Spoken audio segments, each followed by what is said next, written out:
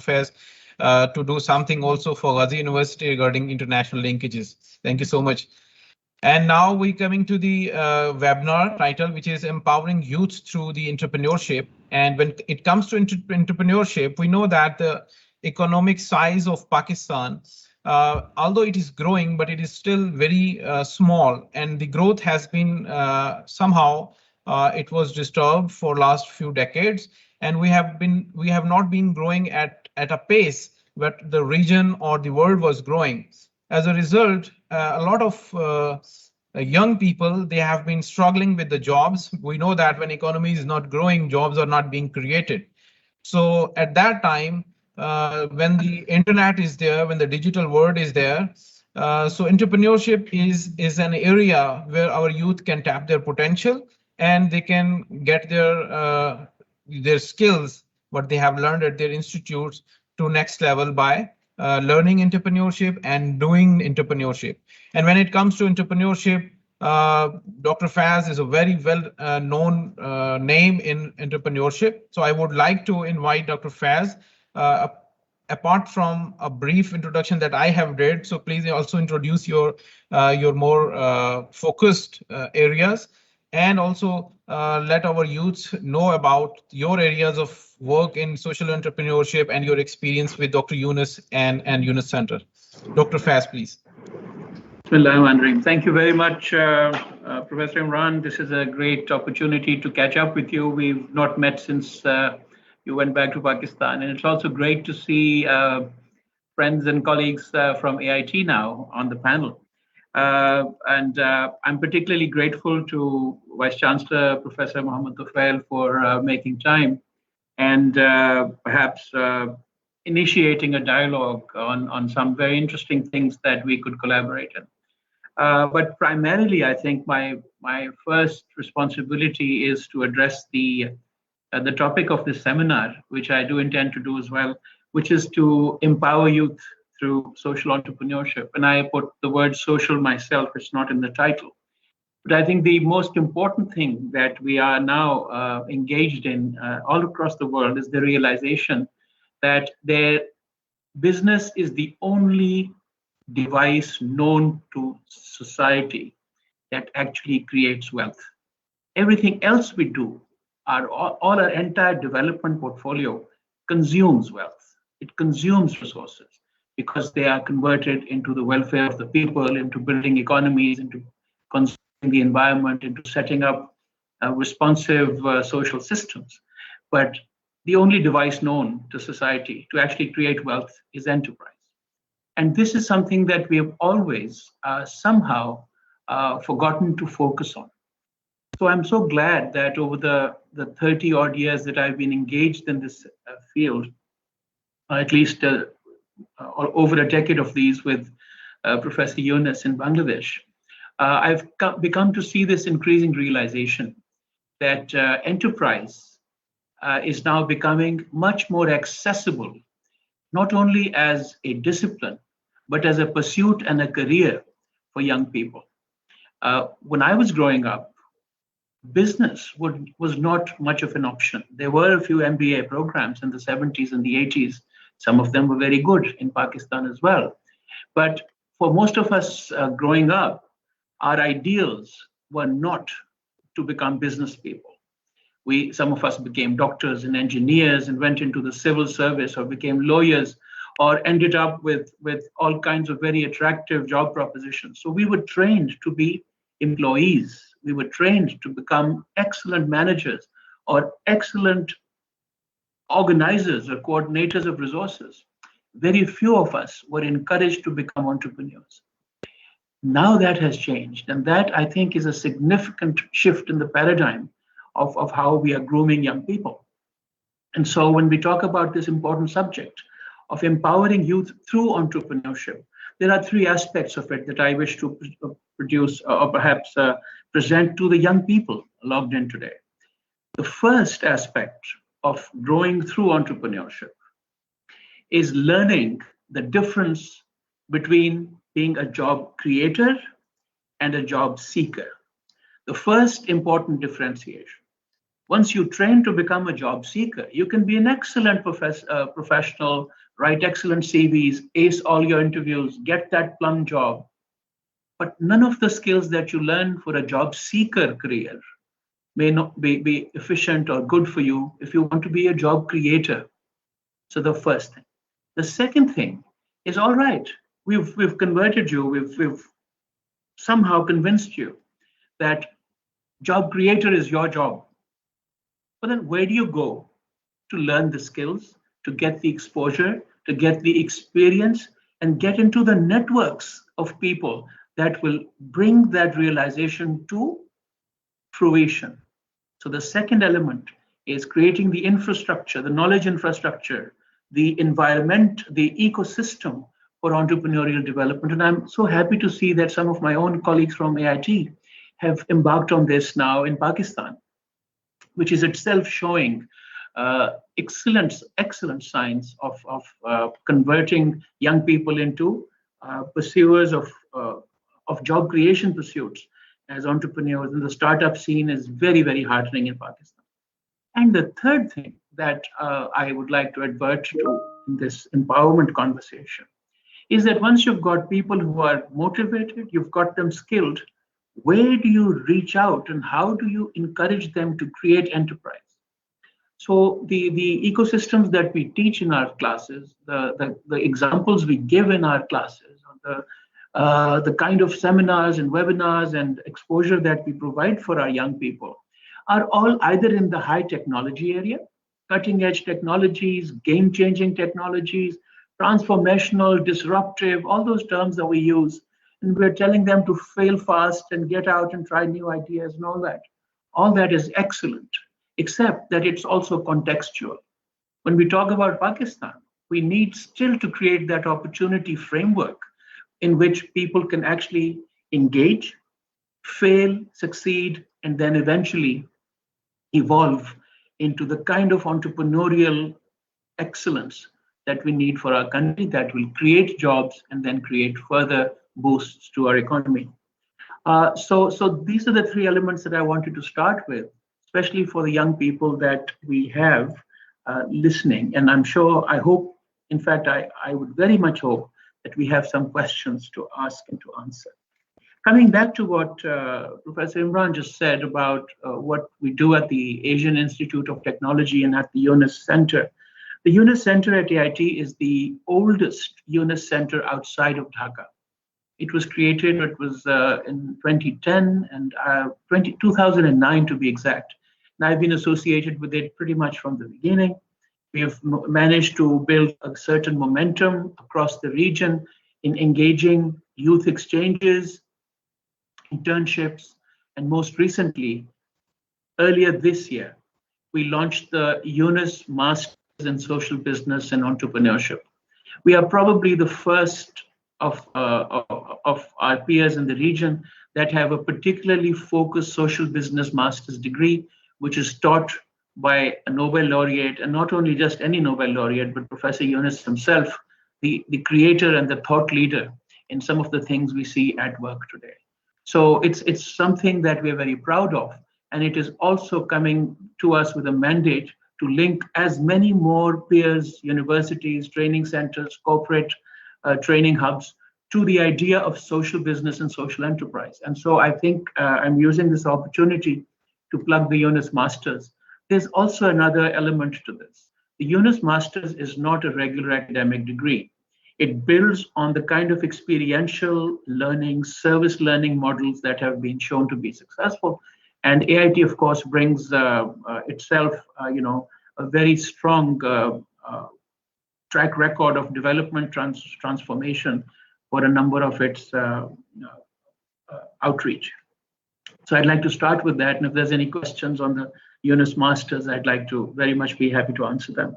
The second thing is that we've also created what is known as the SDG for Enterprise Lab. It's in the process of being formed, but the idea is that every sustainable development goal that the United Nations has articulated with consensus from over almost 200 countries is a business opportunity. Some of them are most visibly business opportunities like clean water and energy and education and health and sanitation and environmental protection and so on. But there are one of the 17 SDGs is inherently a business opportunity. So if you look at the kind of money, the kind of resources that are needed to be invested in achieving the SDGs, no government in the world is going to ever have that kind of money, resources, human potential or talent. But if you convert the SDGs to businesses, we will notice that rather than taking money from government and donors and philanthropists, small businesses will actually become taxpayers and start actually creating wealth to achieve the SDGs. And that is the fundamental basis around which we are building the SDG Lab, SDG for Enterprise Lab. And that's where we would also like to be getting some questions and looking forward to some perhaps conversations going forward for collaborations. We also have, I also would like to mention that there is an Urdu translation of Professor Yunus's book called A World of Three Zeros, in which he talks about prioritizing social businesses to achieve 3 zeros: zero poverty, zero unemployment, and zero net carbon emissions. And he posits in that book of his how by creating a culture of entrepreneurship, you can actually eliminate the need for training people to do jobs which do not exist. Rather than that, we will train people who will create their own jobs through enterprise and through filling needs that the market throws at them and through the skills that they build to respond to those needs in the marketplace. Zero poverty, by creating more opportunities for people, by breaking them out of very structured, social roles. If we allow people to think, if we allow people to opt for choices, if we don't stereotype them, if we don't constrain them with the kind of expectations we constrain people, chances are that they will be able to do things without being afraid and be able to break through poverty. Because by poverty, we don't mean an absence or a lack of money, but a lack of opportunities, as Professor Amartya Sen says. And the third thing is zero carbon emissions. By adopting more carbon neutral technologies in housing, in energy, in all kinds of the everyday life that we have with highly intense carbon fueled energy, we could probably turn the clock back and make a world much more carbon neutral, with much less people who are under pressure and much more people who are self-employed and productive for their societies. So I have an Urdu version of this, which I have happened to co-translate, and this book is available, and I'll be more than happy to ship you a few copies for the faculty. And if you like, we can then probably provide that as a small present from the Yunus Center to Ghazi University as we go forward. My last comment, as we say, because I think I've spoken much, is about linkages with universities, among universities, between universities. I look at linkages between universities primarily as linkages between faculty for research and collaborative educational experiments. What we actually need in much more numbers and quality and quantum is an exchange of young peoples and their ideas.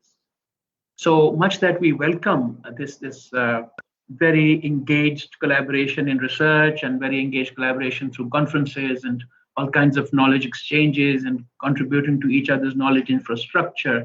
What we have done at the Yunus Center is encourage through a number of programs the exchange of young people and their ideas and social business. So we would be very much welcoming. We have 2 or 3 programs. The first of them runs every summer. It is called the Yunus Colloquium. It's again taught by Professor Yunus.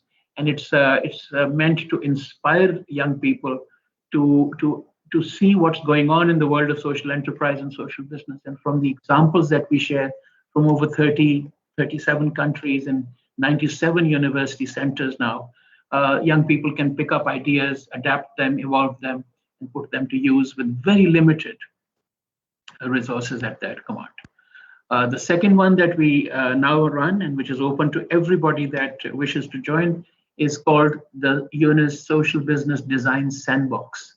The first one is going to run next August. We would welcome people from Pakistan as we would welcome people from any other country, young people who have an idea, a social business idea, but they wish to unpack it through mentoring, through hand-holding, and through focused business design training and mentorship. So we would very much like to have Ghazi University welcome to join or through it, and it can be done remotely from Pakistan. But if you can come to Bangkok, that's the ideal. But if you can't, of course, we now are equipped for online and hybrid exchanges as well. And finally, I think there is a lot of room for including Pakistan on the research map. I see Professor Mir Dost is here, Professor Junaid is here, Professor Adil is here. All of you are now well published, and you've been researching and projecting research out of Pakistan. We need to multiply this. And one thing we need to do is get out of the academic research and into action research. And one thing that we are promoting and have promoted at AIT is writing cases, teaching cases, not by professors and faculty only, but pairs of people, practitioners and academics coming together to write exceptional stories so that the next generation of youth will be empowered through other people's examples and stories. And we'd love to welcome you to the case writing workshops that we run. So that's a kind of a broad brush picture of what the AIT UNIS Center is able to present or to share with our friends and colleagues and brothers and sisters in Pakistan. And we link you to 97 universities through the UNIS Social Business Network, which has some of the finest universities in every continent. So I hope I haven't spoken for too long, but I hope there'll also be questions. I will have to step off at just 5 minutes before 2 because I have a class, but until then, I'm at your disposal. Thank you very much, Professor Imran, and everybody else for listening.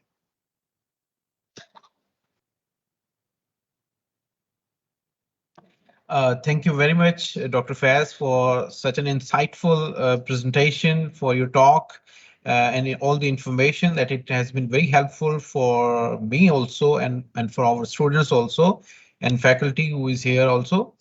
I think Professor Dr. Faiz have to go. So if we have a question to him, you can ask whether it is online audience or it is physical audience. If you have any question to Dr. Faiz regarding entrepreneurship or whatever he was saying about youth and their future. So online, those who have joined us online, they can just raise their hand, just click on your ID and just raise hand so we can just ask them a question. Or if someone physically want to ask here, I can convey your message to Dr. Faiz.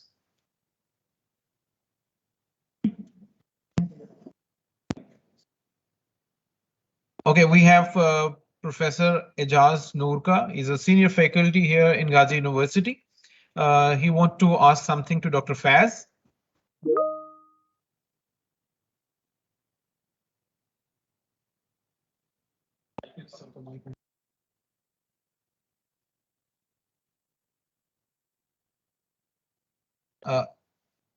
Dr. Noorka is his mic is off, so they're trying to turn on his mic. I was also trying to see if there's anything in the chat, but there's nothing in the chat box. So yes, please go ahead. Okay, please, Professor Noorka, come to the camera here so you can talk directly to Dr. Faiz. Certainly. Thank you very much, Dr. Faiz. It's a really very encouraging your speech, your presentation, and we are very lucky here to see you and to listen you from the platform of Ghazi University. It will be our pleasure if you may make some efforts to enlist Ghazi University in your list of the 97 universities of the all continents. Please let me know what we have to do for this one. And Dr. Imran and the Chairman Department of Economics will be with you and as well as me for this purpose. I am basically a plant breeder and geneticist, and busy in applied type of the research.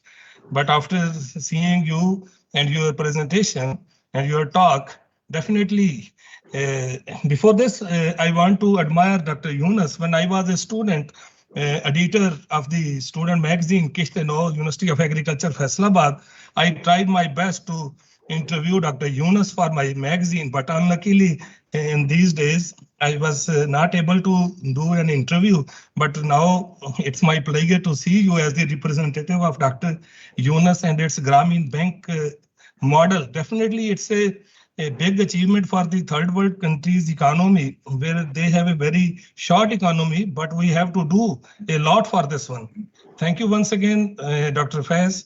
And what type of the collaboration you need, we are ready for this one. Thank you very much. It's very kind, Professor Noor. I'll be in touch with colleagues, and definitely we can get started on some concrete stuff soon.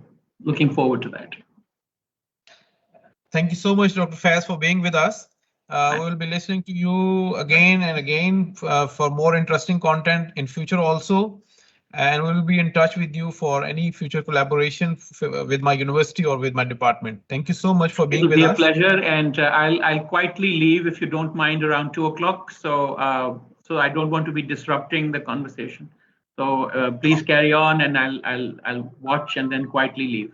Thank you once again, and I look forward to being in touch with you, all of you again. Thank you so much. Cheers. Thank you. Thank you. So our next speakers, they have a very interesting story. Alexandra Bajak and her father, Dr. Jonathan Bajak, they both are very interesting people in the sense, I think Professor Noorka will be more interested in them because they have worked on a very wonder plant. They call it Azola. And this plant has some unique properties to fight against climate change and to make this world more sustainable. And Alexandra has also wrote a book on that, the Azola story. So I would also recommend if you are a book reader, you must read her book. So I welcome both of you, Alexandra and Dr. Jonathan. So I invite you to tell us your story about the Azola and all your efforts and Azola Foundation as an entrepreneurial project.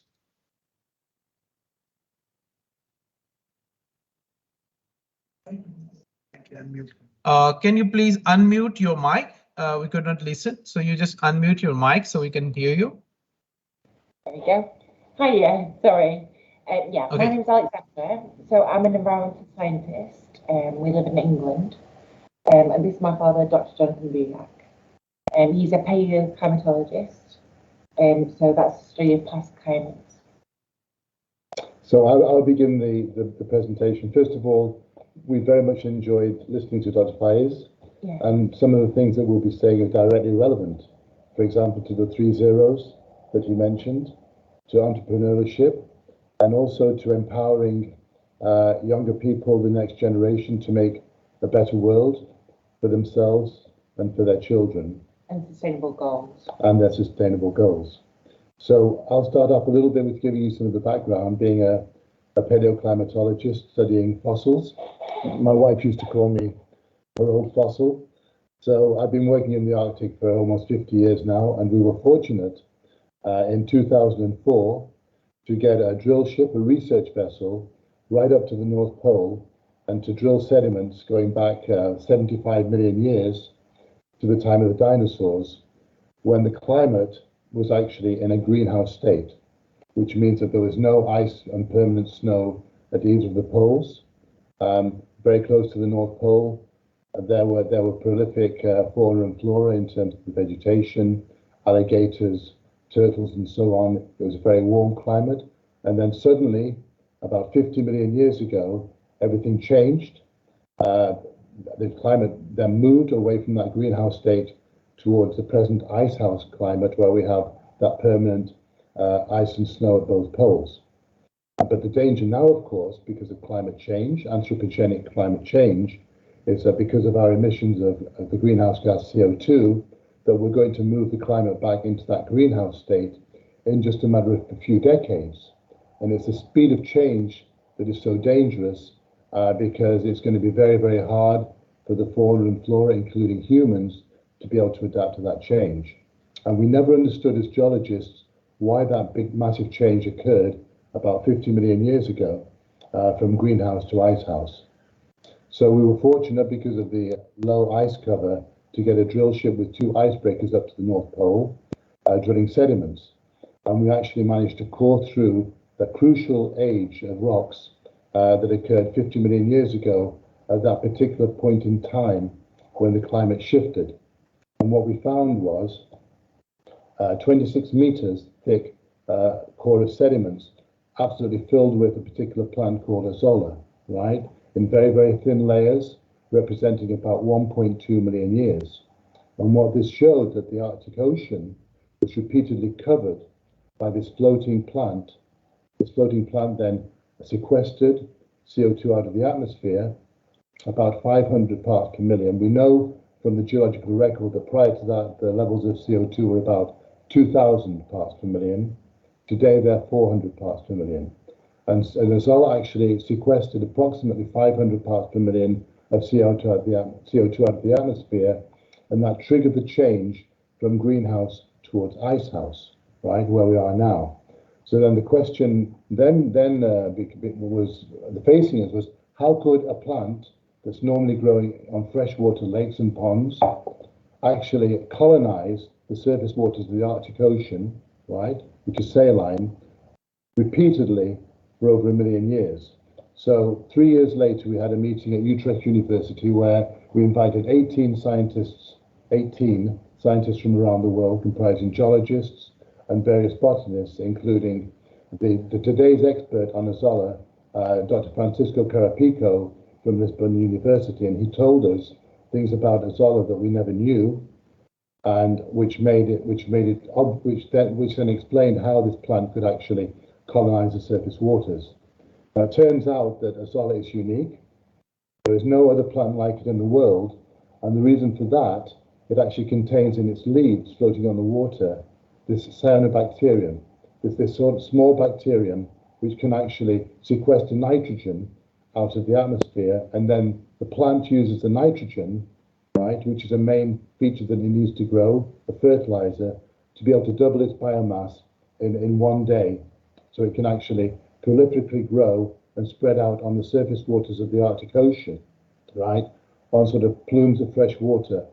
So we found out about this amazing plant, which he formally published and designated as a unique superorganism in 2010. So then we began to ask the question, could azolla work today to help us to combat climate change by sequestering CO2 out of the atmosphere?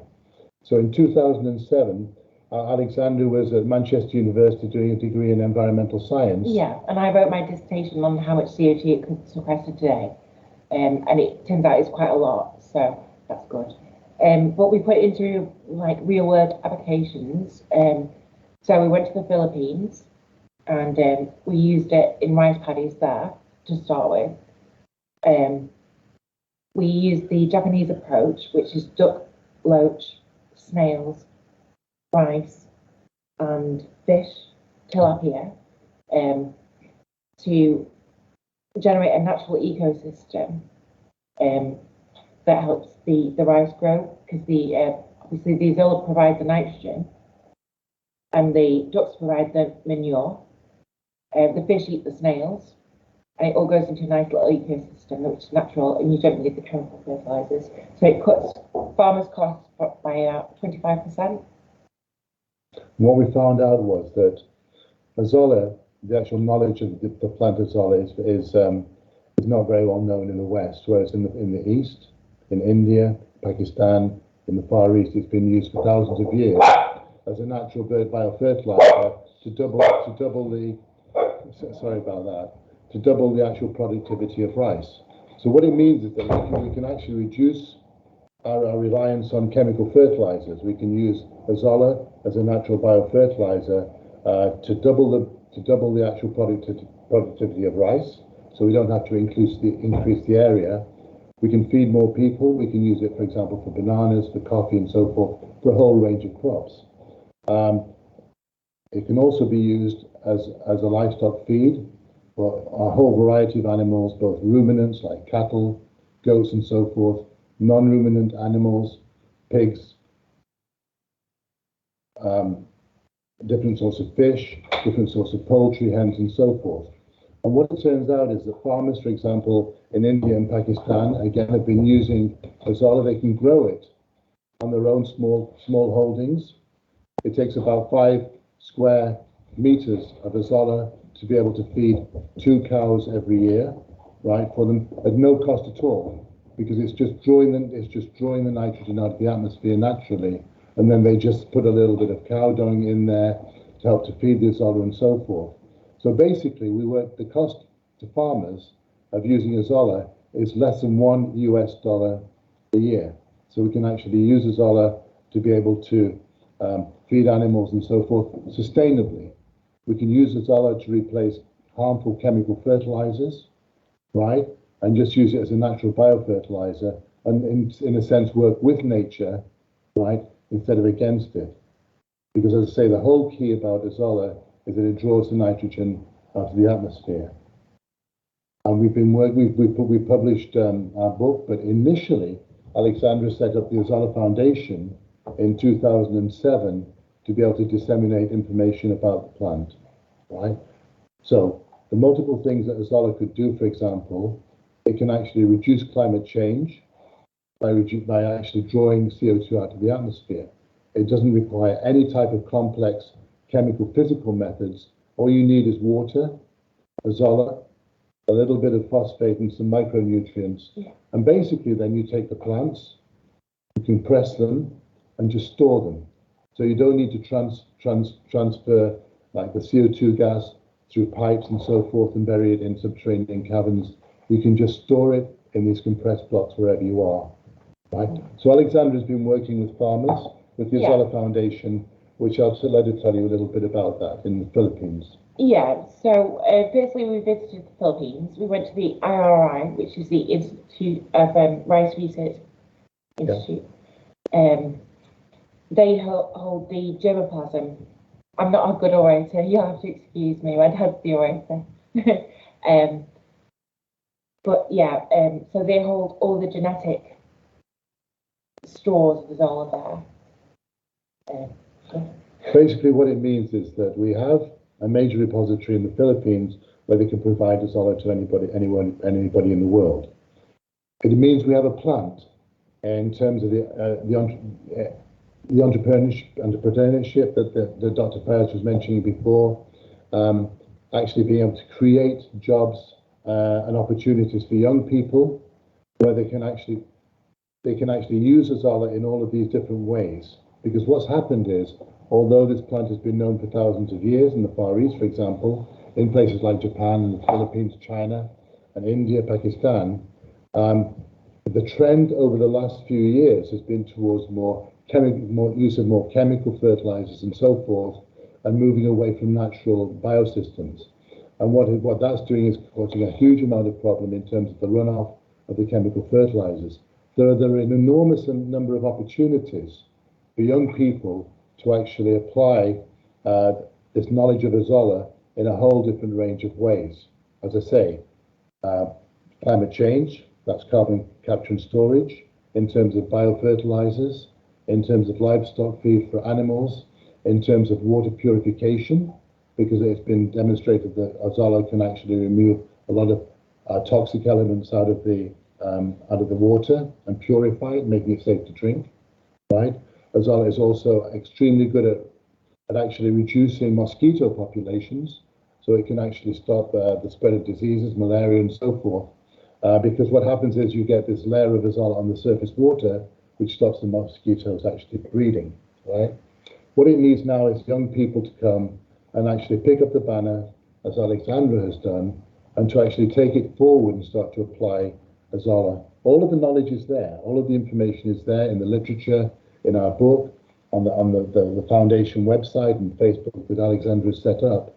It just needs that skill to take it forward and that determination. There's a whole range of opportunities open to people, right, using this wonder plant, which, as I said, is very, very little known in the West, right?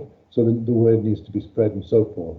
So we would encourage people to contact Alexandra. Yeah, definitely. Directly about it through a Facebook and so forth, and just take that banner so that the next generation, the young people now, can make a better world for themselves and also for their children as well, because this is a crucial, critical time in our human journey.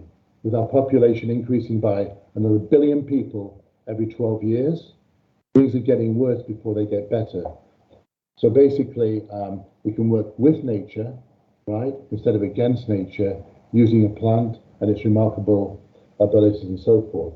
So I wanted to just give that bit of background and also say congratulations on the cricket, by the way, which I heard about this morning. Absolutely brilliant. It's a fantastic story all by itself.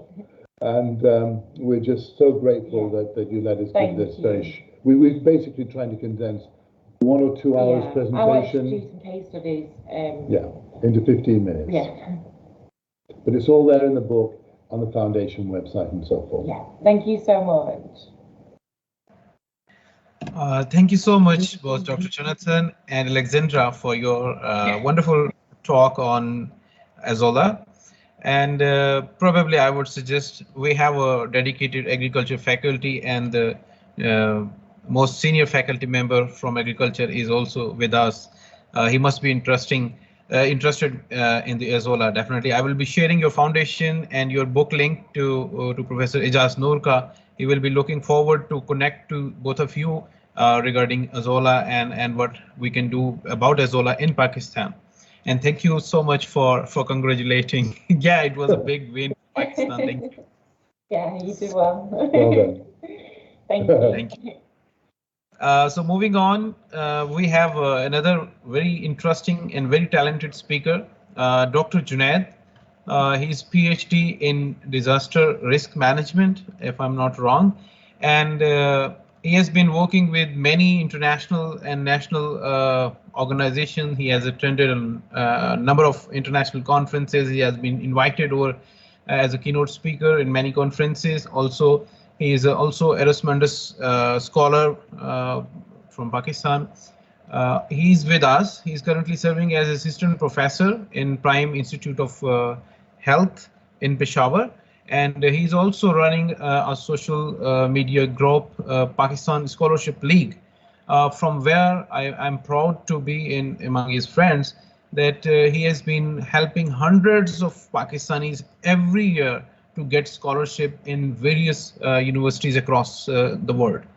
So I wanted, personally, I wanted him to let our young people know that how they can get scholarship, and exactly in your own particular way, that how getting scholarship is better than a sarkari nokri.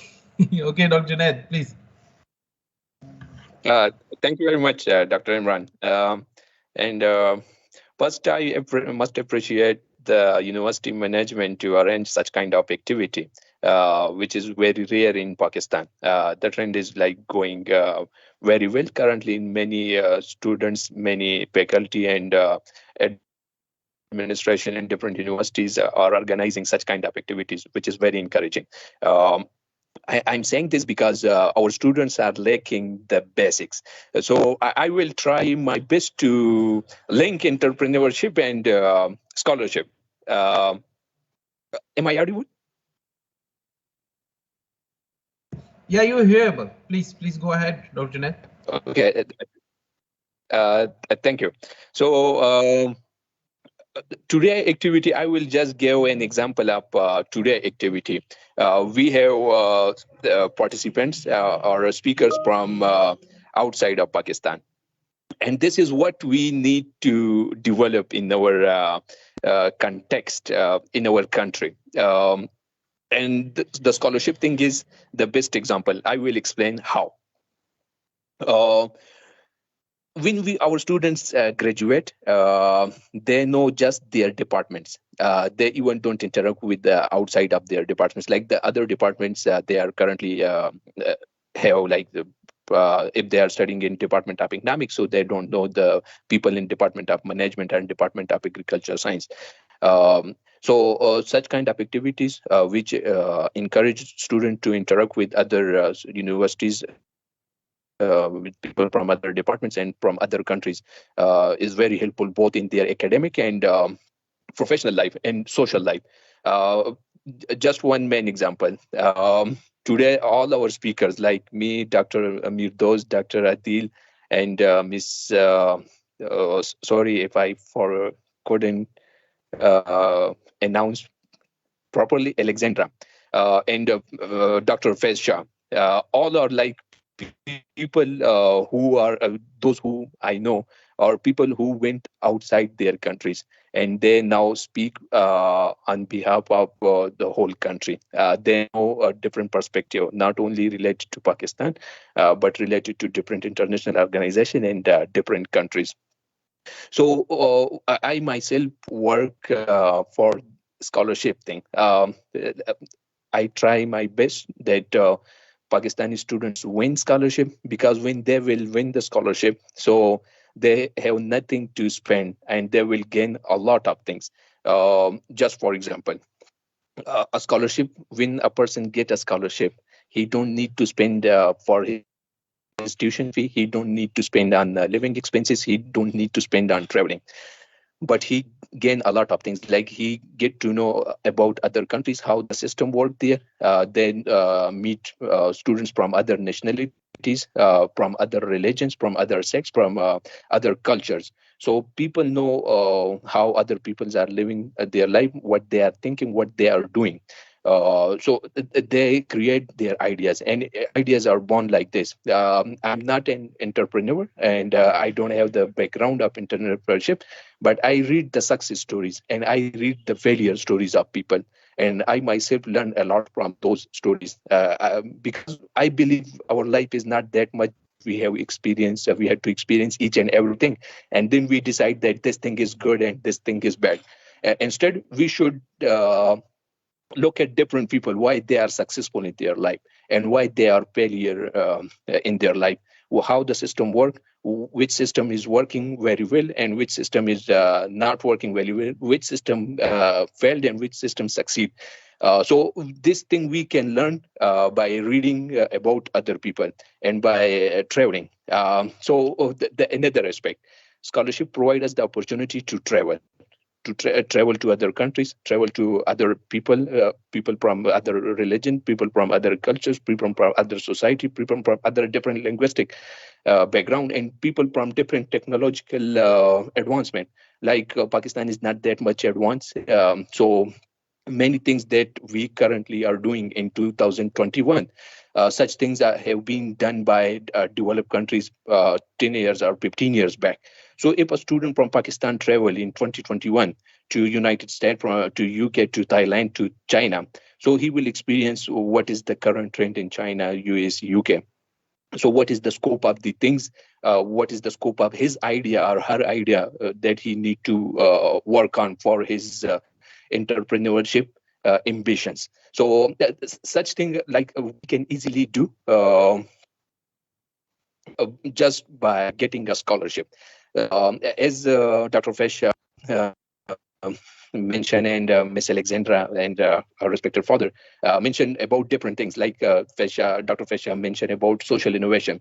So the thing is that our students even don't know what is social innovation, set aside entrepreneurship. So how he will link the social innovation and the entrepreneurship, it's like impossible. I once read that entrepreneur is someone who create different things from nothing. But this is not like correctly interpreted, because an entrepreneur need a lot of things to develop something from nothing. Just for example, I will share my screen so I can explain. An entrepreneur is anyone, whatever I have studied until now, a person who is like become entrepreneur in the past.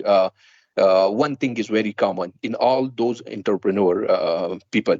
that they travel a lot. They travel a lot to different countries, to different regions, to different societies, and they learn about the people. So such thing will come only if we have the ability, we have the self-confidence to travel, we have the resources to travel. So if a Pakistani student cannot travel to different country or different society because he don't have money, he don't earn money, he is dependent on his parents, and his parent is only their capacity is limited to support him in his country or in his home district, and not beyond that. So then the question arises how he will become an entrepreneur. So scholarship is the key. The scholarship is the key to gain all those resources. Then risk-taking ability. Our graduates, like, they are very anxious or conscious about traveling to other country because and availing the opportunity of getting MS or PhD enrollment, because they feel that they are not able to be complete the degree program in time. And what will happen if they go there and they fail? So once a student get into entry into MS or PhD, and then he spend his 1 year, 2 year, and 3 year, and then when he complete his degree, so he came to know at the end of the day, like in 95% cases, that a student will be able to travel without any difficulties. They will not experience any hard times as such, like that determine his life achievements or objective. Those it's very like realistic that he will face difficulties while traveling, while adjusting to different food and different weather and different societies and different culture, and dealing with people from different background and different religion, to mingle up and to develop an insight about those people. Uh, but all those things will like diminish, and at the end of the day, he will gain the confidence, the self-confidence, the risk-taking ability, quality, and he will develop leadership ability. If I give an example, so Dr. Mirdos traveled to Thailand for his PhD. He's from the background like from Balochistan, which is least developed area of the country. Then Dr. Adil, I myself from the very least developed area of the country, like Mardan, then from a small village. So we all if I say just 10 years back, 10 years back, like in 2020, I was not having the confidence to even speak Urdu to the customer officer of mobile companies. If we had any problem and we need to dial to customer officer, so we need to talk in Urdu. But I was not having that confidence to speak even in Urdu. Virtually, the person cannot judge me and don't know me how I'm doing. But still, I didn't have confidence. But now, Alhamdulillah, I can guide thousands of people. As Dr. Imran mentioned, I have a group of 35,000 plus people, Facebook, and we were successful to send and facilitate Pakistani students more than 3,000, which is a huge number, if I can say. Because a huge number in the sense that we have very dedicated directorate of education at province level, and then the higher education commission at national level. But still, they were not able to facilitate students and give awareness about the opportunities which are existing throughout the world. But we were able to do that single-handedly without any resource. Like, we didn't have any government support. We are not specialists in IT to develop and create a website or a sophisticated mobile app. Just using Facebook, we were able to create a difference in the society. We were able to facilitate students more than 3,000. The figure which I remember, and the people who communicate to me that they got scholarships. So this is the figure that I know. Indirectly, how much we have created the difference, it's like cannot be quantified in number. So the point is how we can create entrepreneur. The topic is like empowering youth through entrepreneurship. But I must say, empowering entrepreneurs through scholarships. If we provide the opportunity to students how to avail the scholarships so that they can travel to different country, so that they can experience different cultures, different societies, different advancement in terms of infrastructure, in terms of IT, in terms of living standard. So they will know the scope of their ideas, like what they are thinking in Pakistan. If I do this and that, so how big the impact will be and how I will create the impact, and what will be the magnitude and what will be the number of jobs I will create. So if they travel to China, if they travel to Canada, and if they travel to Thailand, Singapore, Hong Kong, so he will judge his idea based on the context where he is living.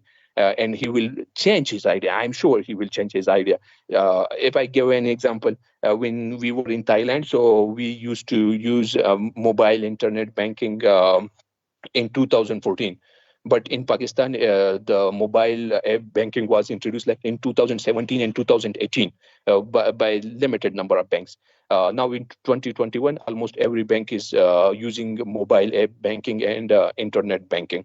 So if someone from finance and from accounting, if he used to travel back in 2014 or 2013, so he must have created an insight what is the scope of his idea, so that might have changes like a lot, he or she.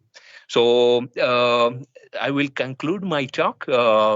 Currently literature say, and what is my experience based on that, I'm saying like I'm following scholarships and sharing with students since 2013.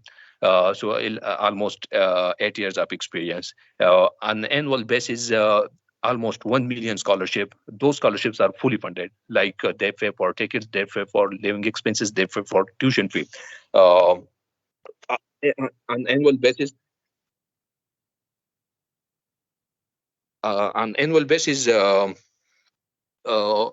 1 million scholarships are shared, are announced. So if we empower our youth about the scholarship, like empowerment through knowledge sharing, empowerment to take decision on their own, just like Dr. Imran mentioned that I used to say in groups, in my group, that instead of waiting for government job for 2 or 3 or 4 years and appearing in NTS test or Public Service Commission test every Sunday, one should be focused about scholarship. So that there is a high probability of getting a scholarship in any European or developed country like China, Hong Kong, Japan, South Korea, or Thailand.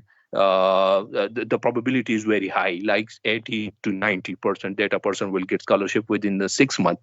But getting a government job, a sarkari job, the probability is very low. Like I must say, it will be less than 10% or 5% that a person will get a government job in a 6 month or 12 month or 2 years, even 2-3 years. So instead of wasting time, instead of wasting money on different tests, one should try for scholarship so that they can not only get high quality education like master and degree in top class universities, but they will get to know about their countries, like how the countries is working, why the system there are developed and functional, and why they will need to compare why the system is not working in Pakistan, what are the factors. So if they go for entrepreneurship, so they will be able to decide what will work and what will not work, just based on traveling to another country, traveling to another society, learning about their advancements. So a person, instead of like initiating an idea in 2021 and then realize after 5 years that my idea didn't work because of this and that factors, if he or she travel to any other country and get different insights, so he will be able to decide even 5 years earlier that how his or her idea will work or don't work. So to conclude, scholarship will empower you without investing a single penny. You don't need to buy your ticket. You don't need to pay for your monthly living expenses. You don't need to travel to another country and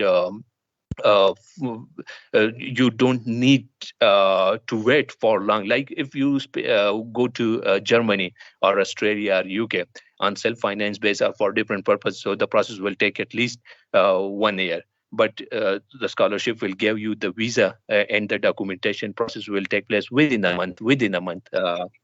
So so I will conclude that if you want to become an entrepreneur, if you want to learn about different countries, about their system, if you need to judge your idea in advance, and if you want to learn how the system work and what are the factors that make the system work and that make the system a failure, so you must try for scholarship. The number of scholarship are unlimited. Like 1 million is a huge number. If I can compare and to make it easy for you to understand, so I think in Pakistan the whole government employee number is like 1.5 million, but the number of scholarships advertised per year is 1 million.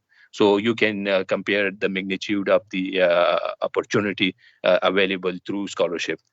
That's all from my side. If you have any questions, so please ask. I will try to answer.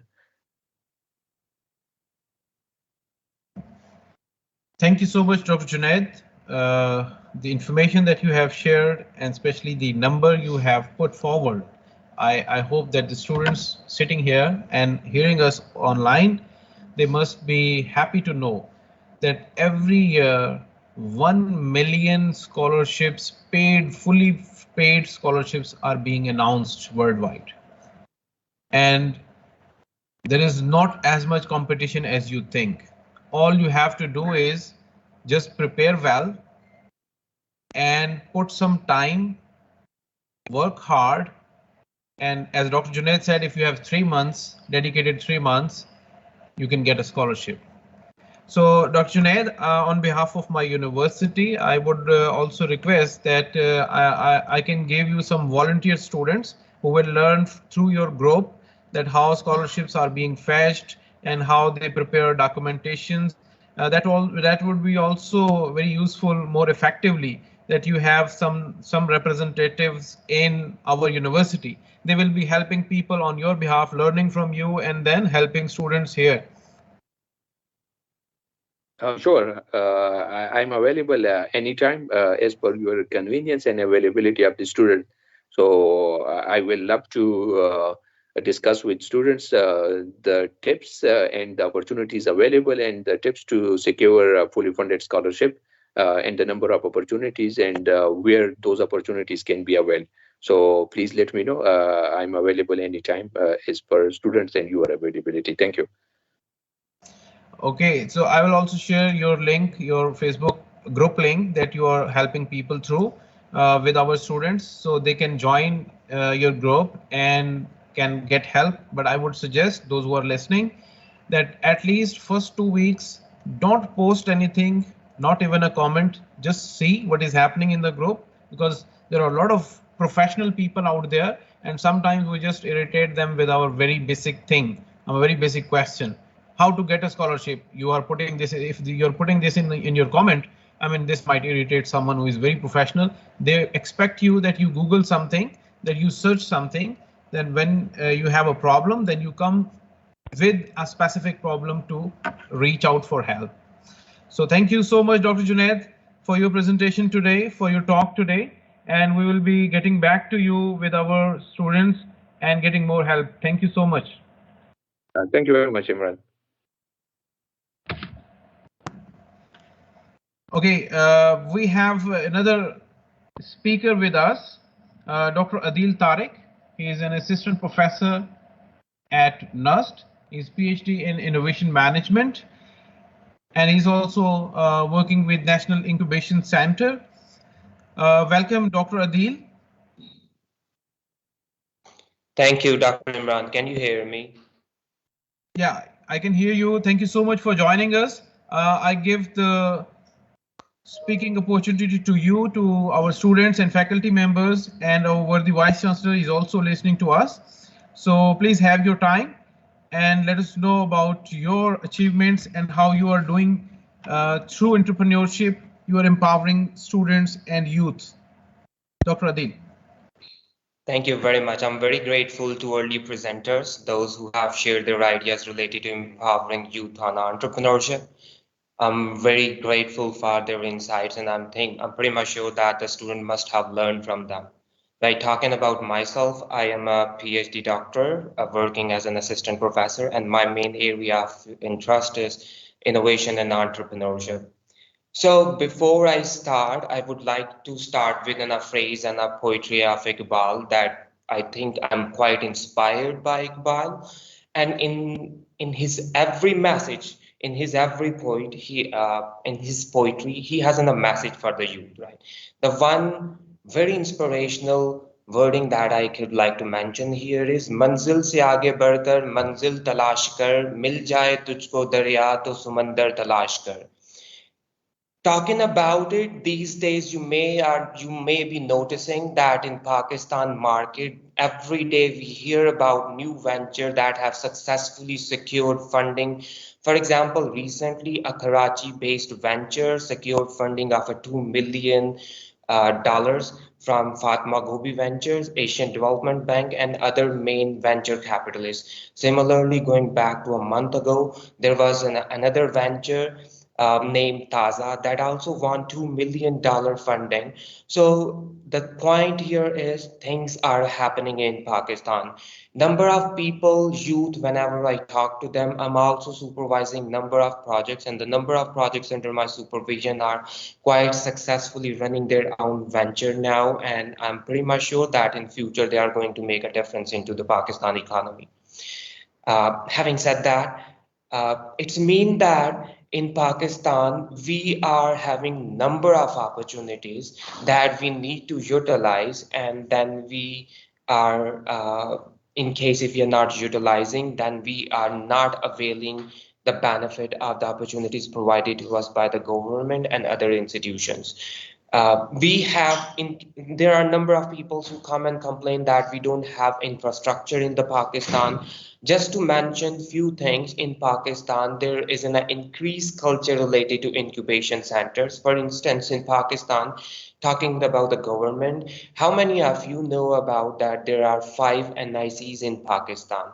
National Incubation Center Islamabad, National Incubation Center Lahore, Quetta, Peshawar, and Karachi, right?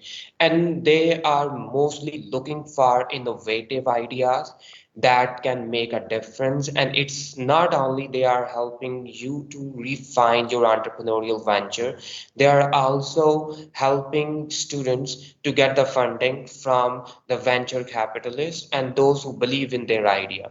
Now, point here is most of the people, they think that why shall we put our efforts into entrepreneurship where we don't have skills, where we don't have ideas, or where we think that we are not going to be successful. Remember all those major organizations, founder of them, once they were a failure and later on they turned their venture into successful. Giving you an example, a relevant example, talking about it. In Pakistan nowadays, you may be noticing there is one app that is making a difference in driver. Kareem is already there. There are a number of applications that have been launched before in driver, like B4U, etc. But still, Kareem is making a big difference into our economy. Sorry, Kareem, not in driver is also making a big difference, and they are capturing the share because they come up with innovative business models, and based on that innovative business models, they are capturing a chunk or major share of the market, and I'm pretty much sure that they are going to be very successful. Each and every day we are noticing that the number of new ventures are emerging and they are making difference. Now, the point shall here be that where shall we start, or what shall be the starting point for us? Do we need a major finances, or do we need resources for us to make any difference into our economy? or into our society, I will definitely say that the one thing, the main thing that you need to start on, or that you need right away, is your idea. Your idea shall be innovative enough to capture the market. It does not mean that you have to reinvent the wheel, or you have to capture, or you have to come something, create something out of the box. No, that's not going to be the case. You really need to focus on something that is going to give you an advantage over your competitor. There shall be your unique selling proposition, value creation. There shall be something that is going to create value for your customer, particularly in digital time when we everything is digitalized. You really need to focus on how you could use this digitalized economy to create something that is going to create value for your customer. And in case if you are being successful to do so, then definitely there are plenty of chances that you are going to make a big difference into society. So, being having a very limited time at the moment, I would definitely give few advices to you, rather than, if in case in now you must be working, or you must be a student of a bachelor program or your master program, rather than putting your efforts on something that you think that is not going to help you in the future, take a chance today. From the today, start working on simple idea and see that how you could use that idea to compete into the market. And if you think so that you are not sure about your idea, consult with other person, consult with those who are expert, those who have made a difference. In case if you think that you need my suggestion, you can also approach me, reach me. I can definitely try my best to give you my time. And in case if it is not possible for me, I'll definitely link someone else with you who can help you in your venture or in your endeavor. Number one thing, you really need to have an idea that you think is going to make a difference, and you really need to brainstorm for it. Once you have some idea that you think that is going to make a difference, you really need to work on it, how you could capture and how you could win the market. Most important thing is you are the one who is going to believe in yourself, that you are going to make a difference into the society using your idea. In case it is not going to be the someone from outside or external factor that is going to motivate you. In case if you are not being motivated by yourself, definitely what is going to happen, no one else is going to come and help you in your endeavors and the venture. The only other thing that you need is long-term orientation. Talking about each venture, you are not going to gain competitive advantage in the 1 month, in the 2 months, in the 3 months. It's definitely going to take time. You really need to work hard and prepare yourself. Let's say that it's going to be the 1 year, or it's going to be the 2 years that is going to put you ahead of your competitor. And one most important thing is always remain curious and always remain hungry. Like the Steve Jobs in his famous books or in his famous talks, he always used to emphasize one thing. The only thing that could make you more successful than other people are is your curiosity, is your hunger to do things differently. Once you are being able to come up with something great, great does not mean it has to be out of the box. Once you believe in yourself, once you are not being afraid of failure, once you are consistent and putting your efforts consistently into your venture, trust me, after 1 year or 2 years, you are definitely going to find yourself in somewhere where you won't believe in yourself. So with I think within a limited time, and I have to go for another meeting, I will conclude my I will conclude my talk within a words that stay curious, try to learn new things. For entrepreneurship, most important thing is you need to take risk. Having taking with the risk, you need to be innovative and you need to be consistent. Along with the consistency, you have to believe and trust in yourself. Thank you very much, Dr. Imran, for having me. Uh, and I think that's all from me. Thank you very much, Dr. Adil, for being with us and for your very interesting talk. And if anyone have questions to Dr. Adil, I'll give you a few minutes and then we invite our last speaker. Okay, I'll share the profile of Dr. Adil with you, his email and his link through which you can also ask him or take help whatever you need in future also. I hope you don't mind, Dr. Adil. No, it's okay. Pretty much fine for me. Okay, thank you so much. Thank you for being with us. We have Dr. Mir Dost with us. He is also a PhD in innovation management, and he's working with BioTems as associate professor. I think he can properly tell about himself during the talk.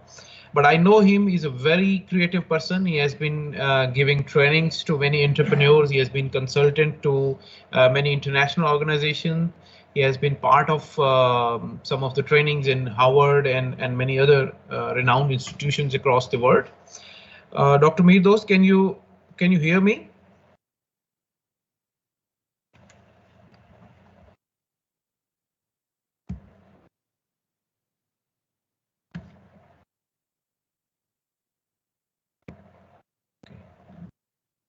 Was that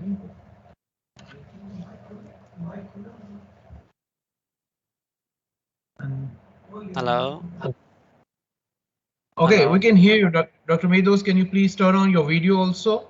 I'm unable to start on my video for certain reasons because I don't have it in this PC where I'm sitting, and I apologize for that. Okay. Continue with your talk. All right. Thank you very much for having A brief me. introduction that I already gave. So I would like to give that you also gave your more specific introduction for our audience. All right. Thank you, Dr. Imran Lodi, and thank you for having me. It is always great to talk to the youth and youth specifically from Pakistan, and particularly to see the women coming into the entrepreneurial ecosystem, which is very great and which is very supportive.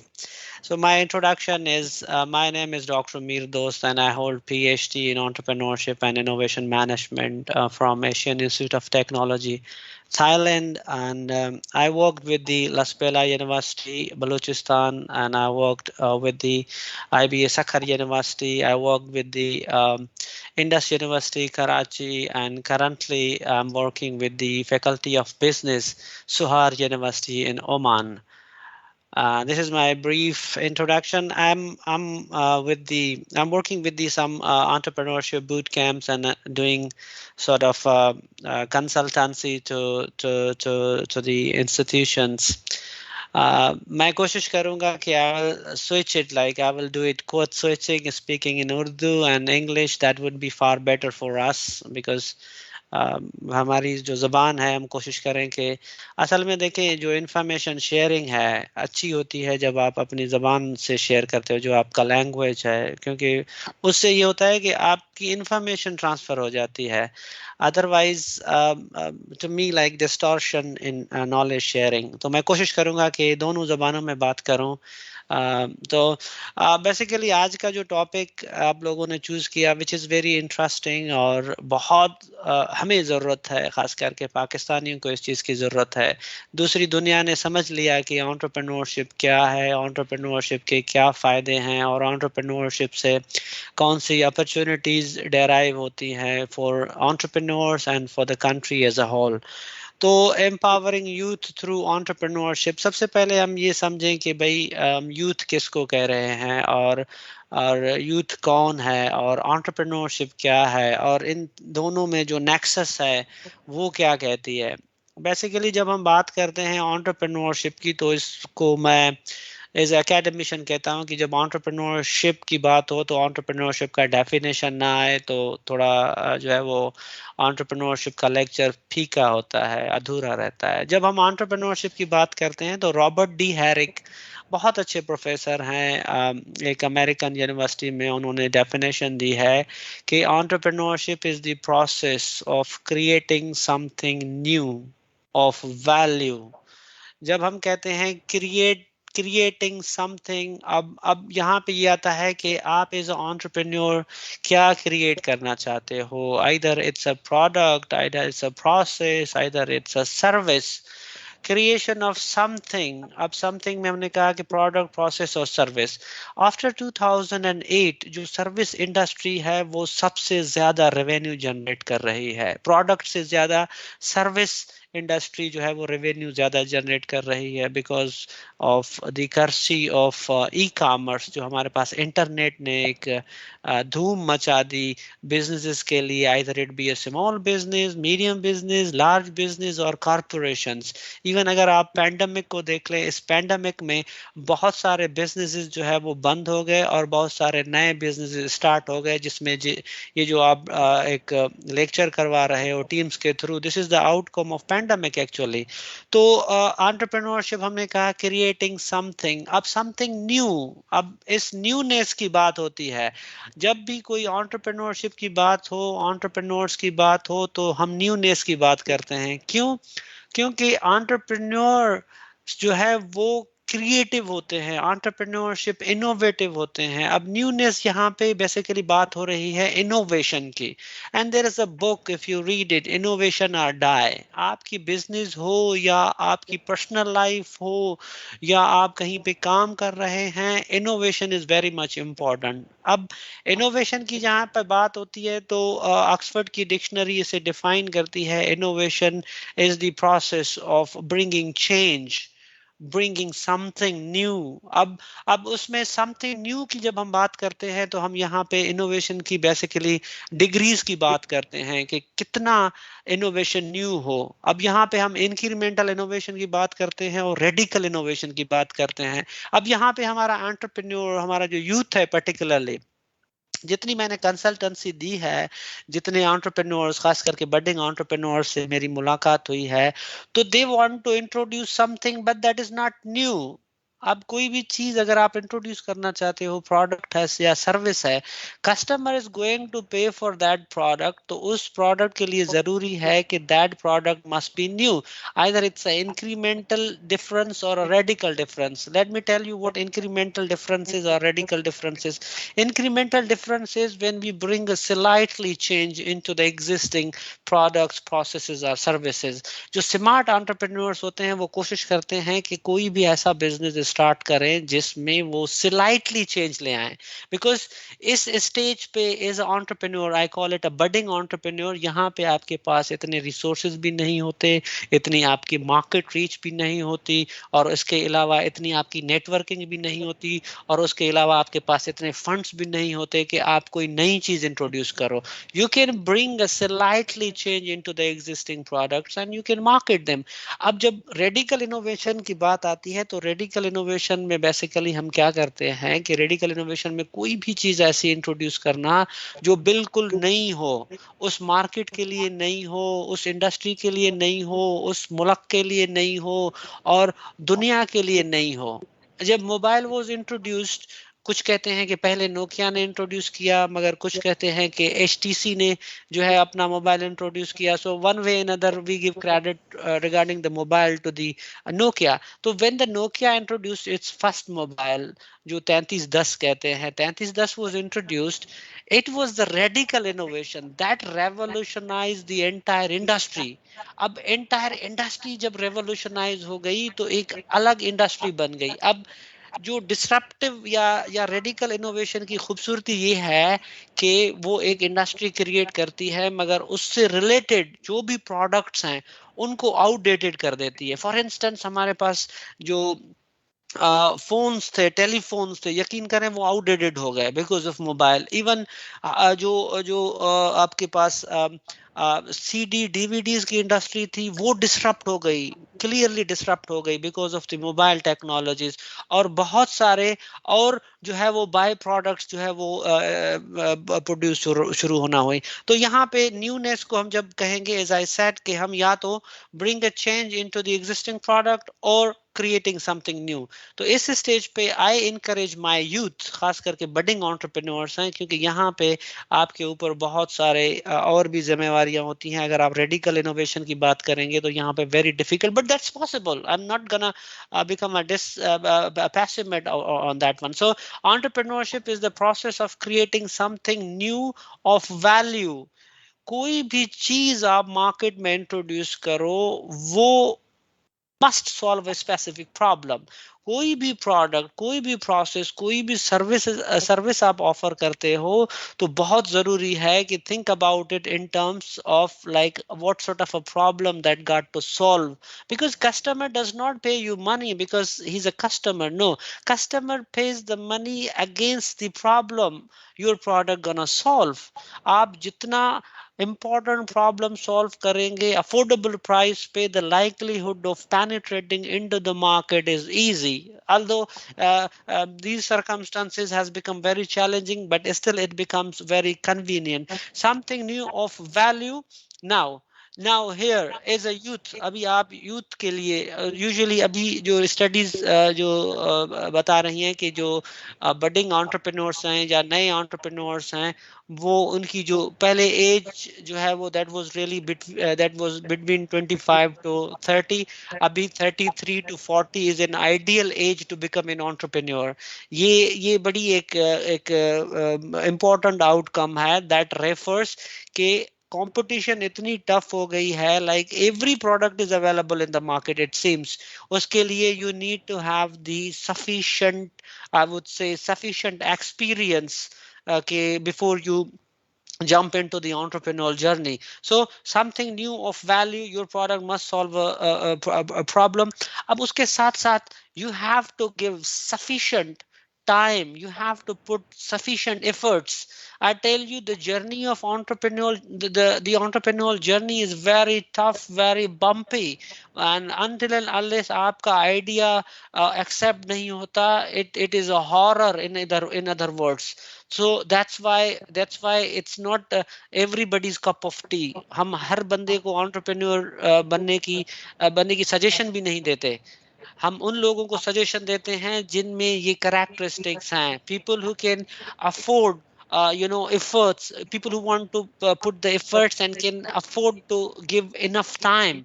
तो entrepreneurial journey में आपने creative बनना है, innovative बनना है, कोई ऐसी चीज प्रोड्यूस करनी है जो कस्टमर्स का प्रॉब्लम सॉल्व करे, और उसके लिए you have to give efforts and you have to spend your quality time. Now यहाँ पे if you succeed, there are the benefits, uncountable benefits of being a successful entrepreneur.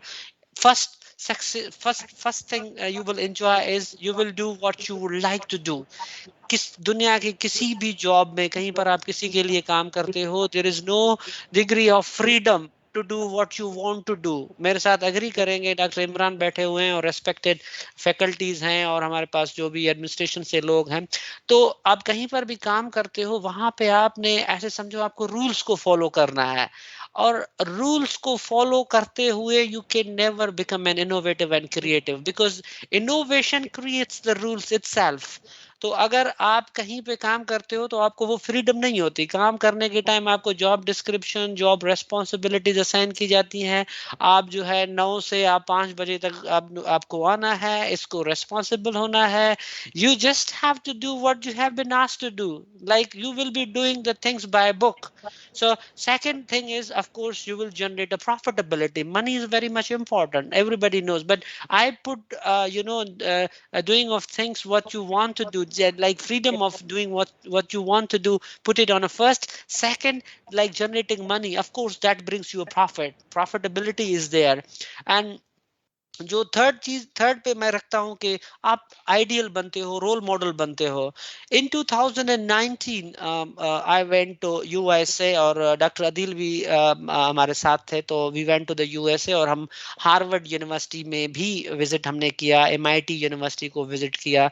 तो Harvard जो business school है वहां से mark Zuckerberg ने जो है वो पढ़ाई स्टार्ट की थी। जो मार्क जकरबर्ग आज 33 से 35 साल की उम्र में है और दुनिया के टॉप 10 अमीर लोगों में आ जाता है। He is very young and he started with his business degree from Harvard, और उसने जो है वो आधे में छोड़ दिया because he found a startup. हमारे पास तो बंदा जो है बैचलर्स के बाद वो कहता है मास्टर्स करना है, मास्टर्स के बाद पीएचडी करना है, पीएचडी के बाद पोस्ट डॉक के लिए सोचेगा। He never thought about the entrepreneur journey. Just I want to make a argument कि वहां पे जब हम गए तो मैंने कहा जी मुझे specifically show me the dormitory where Mark Zuckerberg used to live. उसने कहा कि ये उसकी डॉर्मेट्री है, simple, you know, like all human beings, and he had that idea, और एक आइडिया आ गया और उन्होंने idea converted into the business. Again, these were the benefits. What about the challenges? There are the challenges. As I said, entrepreneurial journey is all about challenges. आपको challenge financially constrained होते हैं, क्योंकि जब आप अपने आइडिया पे काम करते हो तो it takes time, as we said, it takes efforts, और फाइनेंशियली भी बहुत कॉन्स्ट्रेंट्स आती हैं। उसके अलावा सोशल आपके ऊपर बड़ा प्रेशर होता है। सोसाइटी में लोग, खास करके हमारे माशरे में, जहाँ पे आपसे ज्यादा आपके जो इर्द गिर्द के लोग हैं वो आपके लिए परेशान होते हैं। परेशान नहीं होते, sort of I would call it, it's a bully. Like आप अपने काम से काम रखते हो और आप जब अपना काम कर रहे होते हो तो लोग आके पूछ रहे होते हैं भाई क्या हुआ, आपने अभी तक डिग्री नहीं की, अभी तक जॉब नहीं मिली। They put you in immense amount of pressure. उस इमेंस अमाउंट ऑफ प्रेशर की वजह से बहुत सारे लोग they quit their entrepreneur journey. Psychological efforts बहुत सारे, क्योंकि we involve into the business, तो साइकोलॉजिकल एफर्ट्स भी हम लगाते हैं। So this is what I said, this is a specific definition. उस डेफिनेशन के हम इर्द गिर्द घूम रहे थे कि एंटरप्रेन्योरशिप क्या है, एंटरप्रेन्योरशिप से आप कैसे क्रिएटिव बनते हो, और एंटरप्रेन्योरशिप से आप कैसे प्रोडक्ट्स ऑफर करते हो, that solves a specific problem. आप रिस्क उठाते हो, रिस्क हमने कहा risk of finance, risk of social psychology, risk of social. और देखें, अगर एज अ मुस्लिम हम ये भी बिलीव करते हैं रिस्क के लिए हम रिस्क उठाते हैं, दैट्स अ फेयर बिजनेस। तो ये एंटरप्रेन्योर। अब यहाँ पे बात आती है कि यूथ को क्यों इन्वॉल्व करें एंटरप्रेन्योरशिप में, क्योंकि यूथ जो है, पाकिस्तान की जो मेजॉरिटी ऑफ पॉपुलेशन है वो यूथ है। We believe into that one, that is a statistics. अब यूथ इसलिए भी इम्पोर्टेंट है कि ये एक ऐसी एज है जिसमें आप बड़े पैशनेट होते हो, और इस एज में आपके पास क्रिएटिव आइडियाज होते हैं। इस एज में आप नई चीजें सीखते हो, नई चीजें इंप्लीमेंट कर सकते हो। इन अदर वर्ड्स, इस एज में आप में रिस्क टेकिंग एबिलिटी बहुत ज्यादा होती है, क्योंकि आप जितने आप बड़े होते जाते हो with the passage of time, आप एज बढ़ती है तो आप कम रिस्क लेते हो, और एंटरप्रेन्योरशिप के लिए बहुत जरूरी है कि आप कैलकुलेटेड रिस्क उठाओ। So that's why we much emphasise on the role of youth in the entrepreneurship process. अब यहाँ पे जो मेरी ऑब्जर्वेशन है, जो चैलेंजेस हमने देखे हैं, यहाँ पे पेरेंटिंग का बड़ा इशू है। एंटरप्रेन्योर बनाने के लिए पेरेंटिंग, आप कहेंगे कि जी अब पेरेंट्स का क्या रोल है, बच्चा तो यूनिवर्सिटी में पढ़ा और बच्चे ने 4/4 की जीपीए भी ली। अब पता नहीं बच्चा क्लास में जाके मोबाइल यूज कर रहा होता था, कुछ कह भी नहीं सकते, क्योंकि आज के बच्चे जो है वो आई मीन वो कितना कंसंट्रेट किया नहीं किया। तो चैलेंजेस ऑफ पेरेंटिंग। अब एक किताब है, अगर आप लोगों ने पढ़ी है तो दैट्स वंडरफुल। 1997 में रॉबर्ट कियोसाकी ने एक बुक पब्लिश किया, रिच डैड पुअर डैड। अब रिच डैड और पुअर डैड में बेसिकली यहाँ पे जो कॉन्सेप्ट दिया गया है कि आप अपने बच्चों को, यहाँ पे जब पेरेंटिंग की बात होती है, बच्चों को फाइनेंशियल लिटरेसी जरूर दें। एज अ पेरेंट ये आपका फर्ज है। जब आप बच्चे को फाइनेंशियल लिटरेसी देते हो, जब आप बच्चे को बताते हो कि how to make a money, चलो बच्चा can not make a money, tell him how to save a money, that will help him or help her during his or her journey, जब वो बड़ा होता जाएगा ये माइंड में ये आती जाएगी कि how to make a money. तो पेरेंटिंग का बड़ा रोल है। अगर आपने ये किताब नहीं पढ़ी, डू रीड इट, और अगर in case that might help you, and that might help you also to give a sort of a parenting to your kids, जिनके kids नहीं हैं या जिनके हैं उनको दे सकते हैं। स्कूलिंग का बड़ा रोल है यूनिवर्सिटीज को, डेफिनेटली यूनिवर्सिटीज या एजुकेशनल जो इंस्टीट्यूशंस हैं, these institutions basically they have become just teaching based. We need to have the academicians, जो प्रैक्टिकल हमें पढ़ाएं। इसीलिए द फोकस शुड बी, जो स्कूलिंग है उसमें फोकस शुड बी कि हम प्रोफेसर्स हमें हो, प्रोफेसर्स ऑफ प्रैक्टिस बहुत जरूरी है। और खास करके ये हम इंश्योर करें कि बच्चों को ये बताएं कि what is the difference between a job and entrepreneur, और उसमें वो जो है बच्चे डिसाइड कर सकते हैं। जैसे डॉक्टर आदिल साहब ने कहा कि पाकिस्तान में बहुत सारे इनिशिएटिव्स लिए गए हैं, जिसमें जो NICs का बनना, जो नेशनल इंक्यूबेशन सेंटर्स हैं, हमारे पास अभी 5 से बढ़ के 15 से 20 इंक्यूबेशन सेंटर्स बन गए हैं, जिसमें जो Punjab technology and information board ने बहुत सारे NICs, बहुत सारे जो है वो सूबों में अजला में क्रिएट किया है। तो इन NICs बेसिकली यहाँ पे NICs जो है वो they have failed to produce the useful entrepreneurs. Business plan के साथ बच्चा आ जाता है, business plan is there, but that business plan has never been tested. That somebody has downloaded or pasted that one and they went into the NIC और उन्होंने कहा जी हमने business plan बनाया है और our idea is the best, but we figured it out, this business plan is already operating. तो इन NICs को basically एक चीज पे, जो incubation centers हैं, NICs हैं, इनको एक चीज पे concentrate करना चाहिए कि भाई हमने either necessity entrepreneurs प्रोड्यूस करने हैं या opportunity entrepreneurs प्रोड्यूस करते हैं। necessity entrepreneurs बेसिकली वो लोग होते हैं जो frustrated होके जाके कुछ ना कुछ इन्वेस्टमेंट है, जाके रक्षा खरीद लिया, जाके कहीं कोई किराने का दुकान आपने स्टार्ट कर लिया फ्रस्ट्रेशन से आके, because you are unable to find a job. ये सिचुएशन हो रही है पाकिस्तान में कि लोग फ्रस्ट्रेशन से छोटे बिजनेस स्टार्ट कर रहे हैं, और इन बिजनेसेस की वजह से इकोनॉमी को लॉस हो रहा है, economy is into the losses.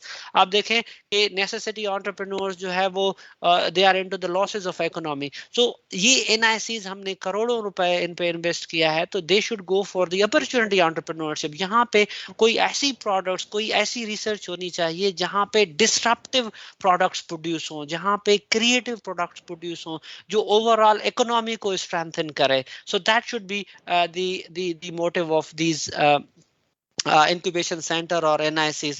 तो मैं अपने I'm sorry for taking huge time.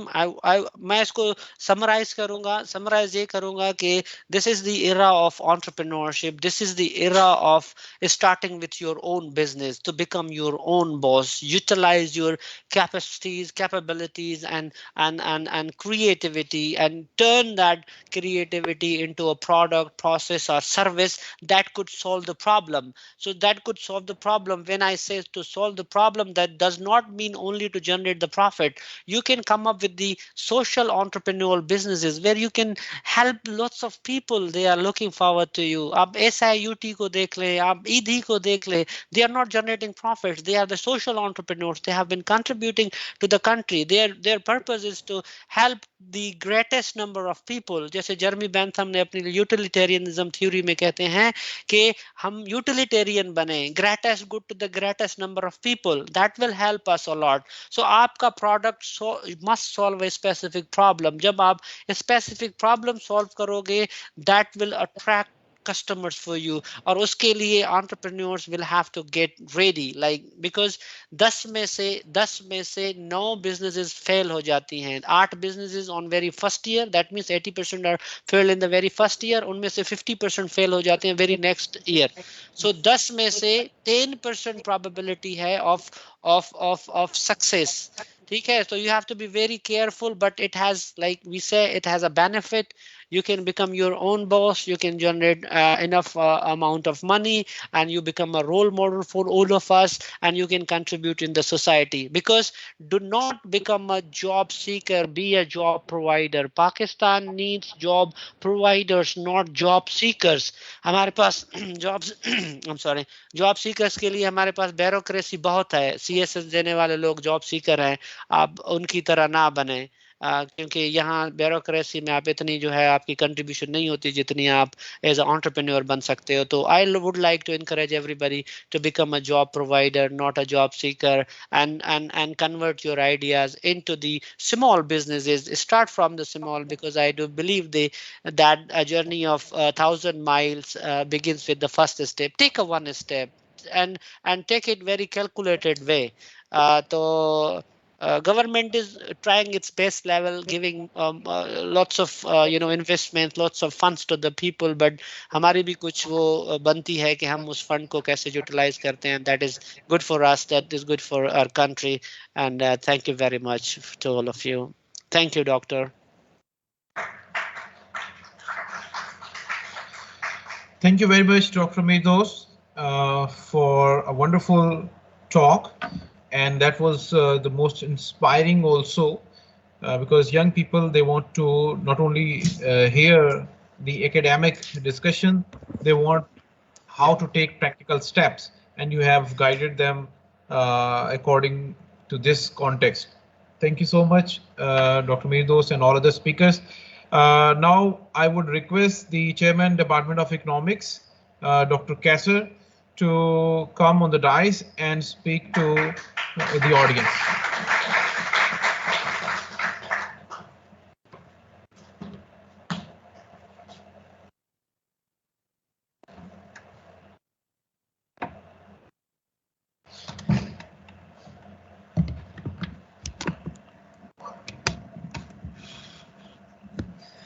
Thank you, Dr. Imran.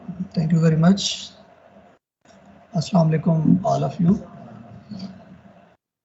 First of all, I would like to thanks to my distinguished speakers, Dr. Farsha,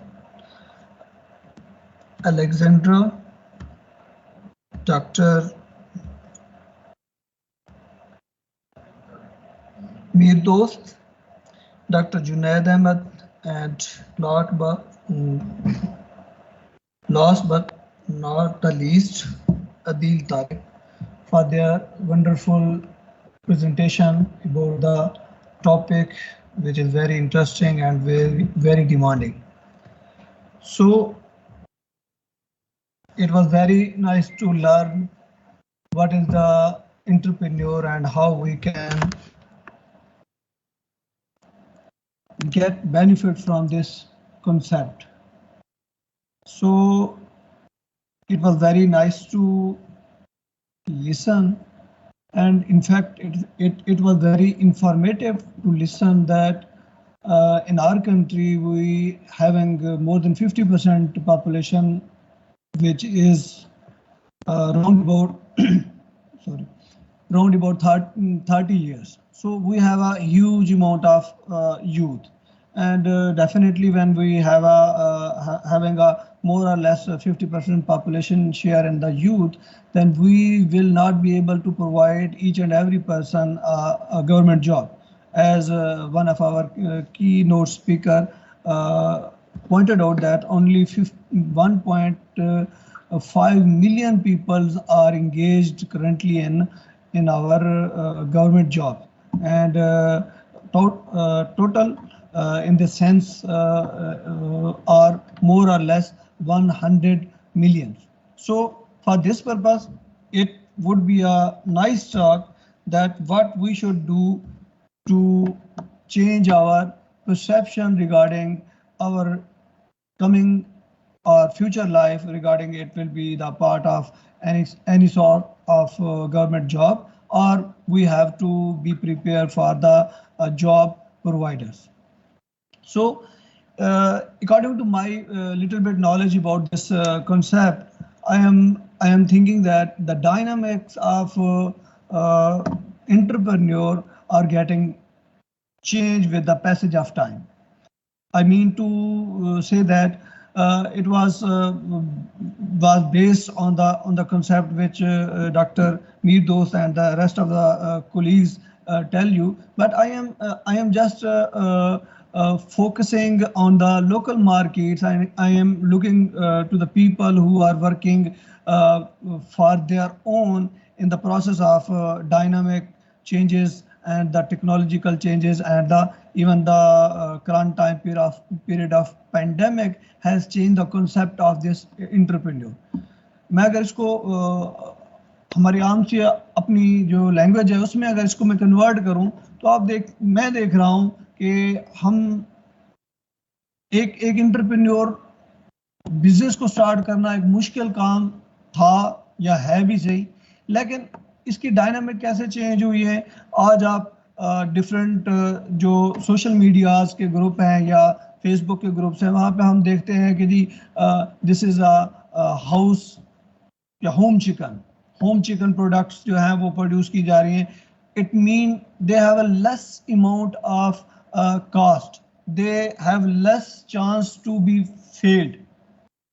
मतलब अगर हम इसको कहें कि जी किसी ने एंटरप्रेन्योर के तौर पे एक छोटा सा जो है वो फूड का कॉर्नर खोलना है तो उसको कितनी एक्सपेंडिचर चाहिए थे पहले उस प्रोसेस को स्टार्ट करने के लिए, लेकिन व्हाट हैज हैपेंड, अब वो घर से स्टार्ट कर रहे हैं और उसकी मार्केटिंग फ्री ऑफ कॉस्ट जो है वो सोशल मीडिया के थ्रू करके वहां से अर्निंग जनरेट करें। That is the I don't know that is the innovation और that is based on the concept which Mir Dost was discussing, but I can understand कि लोग different way से अपने आप को explore कर रहे हैं in the form of entrepreneurship. So अगर हम definitely I believe that we are not equal innovators. हम सब में एक जैसी जो है वो innovation की capabilities नहीं है, लेकिन world has changed itself in the form of globalisation कि हम इवन दूसरों के आइडियाज को, जिसको हम केस स्टडी रिसर्च में काउंट करते हैं, उन दूसरों के आइडियाज को भी हम जो है वो अपनी लोकल रिक्वायरमेंट के हिसाब से उसको चेक करते हैं। अगर हम देखें तो कितने जो है वो इस तरह के बिजनेस स्टार्ट हुए हैं, कितने जो है वो लोकल इवन डिलीवरी सिस्टम जो है वो स्टार्ट हुए हैं, not only the delivery of food points but even जो हमारे medications के process हैं उसमें delivery process start हो गए। It mean कि people are getting a benefit from the innovative technologies, especially इसमें जो हमें social media या हमारे पास जो net servicing है उसको utilize करके। So keep in mind problem कहाँ आता है। Mir Dost was pointing out a very valid point. That was that out of 10, 8 entrepreneur जो हमारे business हैं get shut down within a 1 year. Why? So it is very important. And what is the role of institution or the academic institution to reduce this number? I think ये important है और ये हमें समझना चाहिए। You people should be different from those people who don't have the basic idea about entrepreneur. Again मैं अगर इसको और ज़्यादा आसान कर दूं तो जो एक हॉकर है, एक रेडी वाला है, वो भी वो लैंग्वेज although यूज नहीं कर सकता, वो टर्मिनोलॉजीज वो यूज नहीं कर सकता। That is what is the demand, what is the difference between demand and price, supply, these are the concept, लेकिन वो अप्लाई कर रहा है। ठीक है, आप में और उसमें क्या फर्क हो सकता है, आप ये टर्मिनोलॉजीज की बेसिक्स भी और इसकी एंड भी जानते हैं, but he didn't know that.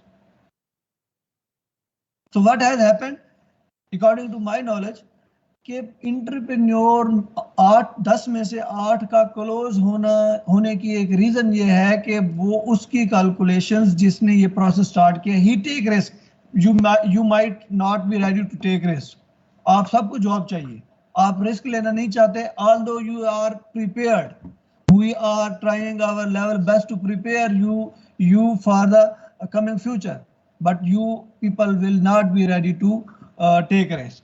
वो हॉकर जो है रिस्क लेना चाहता है, अनफॉर्चुनेटली उसके पास वो नॉलेज नहीं है कि उसकी कास्ट और रेवेन्यू में क्या डिफरेंस होगा, तो वो एक्सेल करेगा।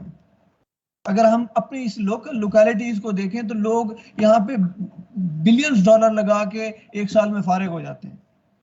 पेट्रोल पंप लगा दिया, प्लाजा बना दिया, फलां कर दिया, फलां कर दिया, एक साल के बाद क्या हुआ?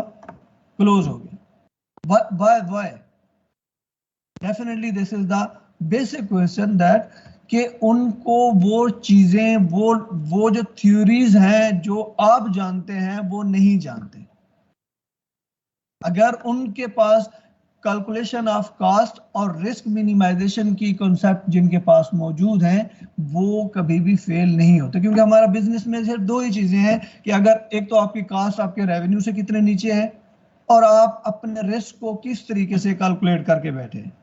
इवन जो करंट टाइम पीरियड है इसमें इस रिस्क को बहुत हद तक, इवन कास्ट को बहुत हद तक मिनिमाइज कर लिया गया। मतलब एक घर में अगर एक किचन है तो उसमें रिस्क कितना है, उसकी कास्ट कितना है। सो इवन दो कि अगर आप समझते हैं कि आप इतनी इनोवेटिव भी नहीं हैं, then if you have the ability to take risk and if you have the ability to deliver for yourself, so I think you should be the leading entrepreneur. But what is the responsibility of the institution? कि शायद हम आपको उसके लिए prepare करें और आपके अंदर से वो एक या खौफ कह लें या एक विश कह लें, आप में से कोई भी ये विल नहीं रखता कि मैं यहाँ से फ्री हूँ और मैं अपना बिजनेस स्टार्ट करूँ। You all people want a government job. Then what will happen? You only 1 or 2, maximum 5% you will be able to get the job, but rest of the 95% will never be able to apply your ability in the practical life. So I believe that this concept should be enhanced and institution should play its part कि हमें हमारा जो share है वो आप लोगों की life में अपनी जो उसकी रिस्पॉन्सिबिलिटी है वो अदा करनी चाहिए और हमें आपके अंदर वो खौफ और आपकी वो उन कैपेबिलिटीज को इन्हांस करना चाहिए जो ये सोचें कि हमने जॉब करके हाथ फैलाना नहीं है, बल्कि हमने लोगों को जॉब दे के लोगों की सोशल और इकोनॉमिक लाइफ को बेहतर करना है अपनी लाइफ के साथ।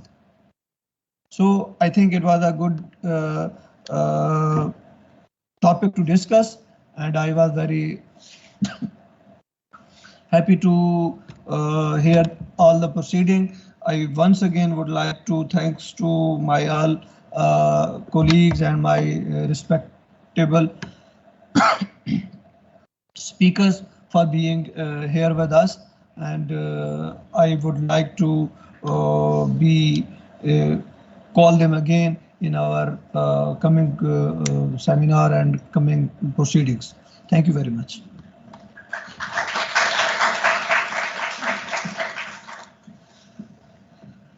Thank you very much, Dr. Kessler. So that was the formal part of this seminar, and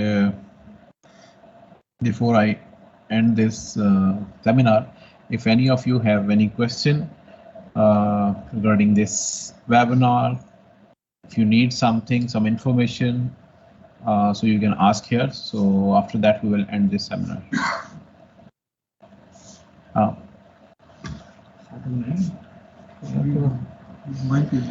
Okay, any question? Yeah, please.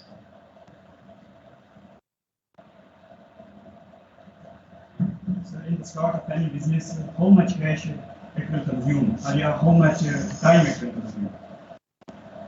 Okay. Okay. You sit down. Although it's a very general question, because it depends on business to business and your idea, what idea you are working on. There are a lot of ideas you can work on without a single penny. So you just need your skill, you need your time, and the purification of your idea. How much you have worked on your idea. It's not the cash only that can make you an entrepreneur. The cash comes at the end. The investment, or maybe if you have a great idea, you don't have to have your own cash. There could be more people who would be interested in working with you. If you have a great idea, you share with some investors and some of them will come, okay, you go ahead, we'll be investing with you. So first thing that you must, I would say, learn, that is to let go your ego, let go your sense of, in the negative sense of ownership. I want to own that business 100%. You have no cash, but you want a business that is 100% yours. So it doesn't matter if you have 1 million rupee business of your own, or if you have 10% share in 100 million business. In terms of finance, it's all the same. But what will you get by a bigger project? More opportunities, more collaboration, and more interesting partners. So it's not the cash that you're thinking at the first. You should be thinking about a problem that you want to solve through entrepreneurship, or an opportunity that you want to explore. And once you have a great solution to that idea, then you come and discuss that how and where the resources can be put to make that or execute that idea. Okay, Ji, thank you so much for this seminar. We'll have a group photo. So I request all of you to come forward. We'll have a group photo with our faculty.